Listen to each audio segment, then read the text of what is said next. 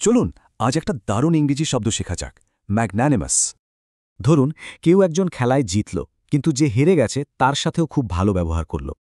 এরকম মানুষকে ইংরেজিতে একটা দারুণ শব্দে বলা হয় ম্যাগনানিমাস। চলুন শব্দটা একটু ভেঙে দেখি। শব্দটা দেখতে একটু বড়, তাই না? কিন্তু এর আসল রহস্যটা এর ভেতরেই লুকিয়ে আছে। প্রথম অংশ হল ম্যাগনা। ল্যাটিন ভাষায় এর মানে হল বড় বা বেগ। আর দ্বিতীয় অংশ অ্যানিমাসের মানে হল স্পিরিট বা সোজা বাংলায় মন। তাইলে দুটোকে একসাথে করলে কি দাঁড়ায়? ম্যাগন্যানিমাস মানে হল বড় মনের মানুষ। মানে যে মানুষটা খুব উদার আর ক্ষমা করতে পারে, বিশেষ করে নিজের প্রতিদ্বন্দ্বীকেও। এই ধরনের মানুষ রাগ বা প্রতিশোধের মতো ছোটখাটো ব্যাপার নিয়ে ভাবেন না। তারা মহৎ থাকেন। মানে তারা উদার, ক্ষমাশীল, দয়ালু, এক কথায় মহৎ হৃদয়ের অধিকারী।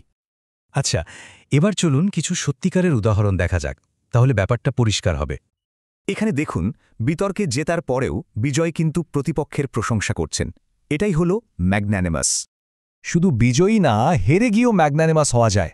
যেমন এই বক্সার বিজয়ের প্রশংসা করছেন। এখানে একজন নেতা তার টিমকে ক্ষমা করে দিচ্ছেন। এটাও কিন্তু বড় মনের পরিচয়। শব্দটার কিন্তু আরও কয়েকটা রূপ আছে, চলুন সেগুলো জেনে রাখা যাক। এখানে দেখুন, নাউন ফর্ম ম্যাগন্যানিমিটি ব্যবহার করা হয়েছে, মানে জেনারেলের মহৎ উদারতা।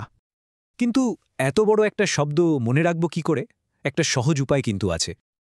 ম্যাগনা শব্দটা শুনতে অনেকটা ম্যাগনিফাইং গ্লাসের মতো লাগছে না? আর ম্যাগনিফাইং গ্লাসের কাজ কি? ছোট জিনিসকে বড় করে দেখানো। ব্যাস, ম্যাগনা মানেই বড়, আর ম্যাগনানিমাস মানুষ মানে বড় হৃদয়ের মানুষ। তাহলে চলুন পুরো ব্যাপারটা আর একবার সংক্ষেপে ঝালিয়ে নিই। সহজ কথায় ম্যাগনানিমাস মানে হল বিগ হার্টেড বা বড় মনের মানুষ। বিশেষ করে যখন কেউ ক্ষমতার জায়গায় থেকেও দয়া আর ক্ষমা দেখায়, তখনই সে ম্যাগনানিমাস।